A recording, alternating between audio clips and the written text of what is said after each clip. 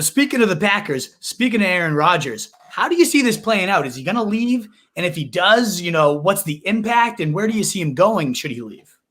Once again, I think he stays. I think it's a lot of freaking May smoke that was getting blown up our asses by, national reporters and stuff. And with Rodgers and Julio, the big date was always June 1st. And I will say I kind of put more stock into it at first when I was like, okay, they're not going to do any trades until after June 1st because that was just the way both the cap hits worked. But no, like that, I was just a little not ignorant. I don't know what the right word is, but I don't think that was the case. We see guys come to agreement well before that June 1st deadline. Much like Julio, the Packers have been engaged in, trade talks or at least listening to them for months. This isn't a new thing with Rodgers.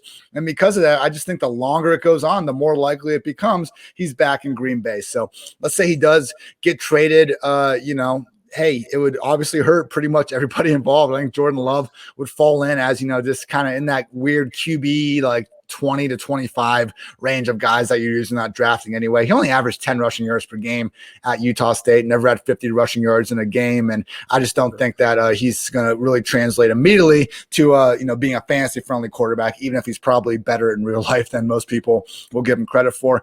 Aaron Jones, if he falls like too much past being like a borderline RB1, high-end RB2, he might become a value because, man, oh, man, if he takes Jamal Williams targets, he's going to be fine. Yeah. The question is that split between him and Dylan. So, again, it just lowers the ceiling for both because we don't have the same touchdown equity. But if you go back to 2018, Matt LaFleur gave Derrick Henry, I think it was 236 touches, and he gave Dion Lewis 214. So we could see this be far more of a condensed committee than we're expecting. And it could work. If they can put up points, Dylan can almost be the lead early down guy, and Jones will be getting so many catches that he can make up for, kind of lack of usage. He can almost be like an Alvin Kamara type. So I think Jones, it could actually still be okay for him. And Davante, man, like we saw when he was with, was it Brett Hundley? Yeah. Yep. Yeah.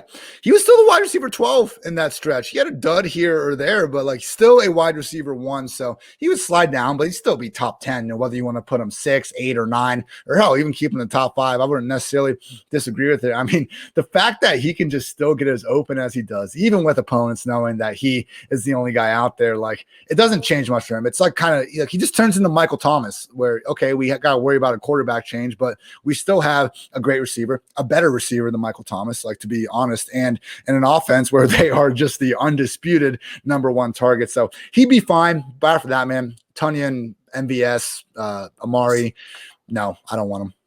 See them all. Yeah, 100% agree. Later.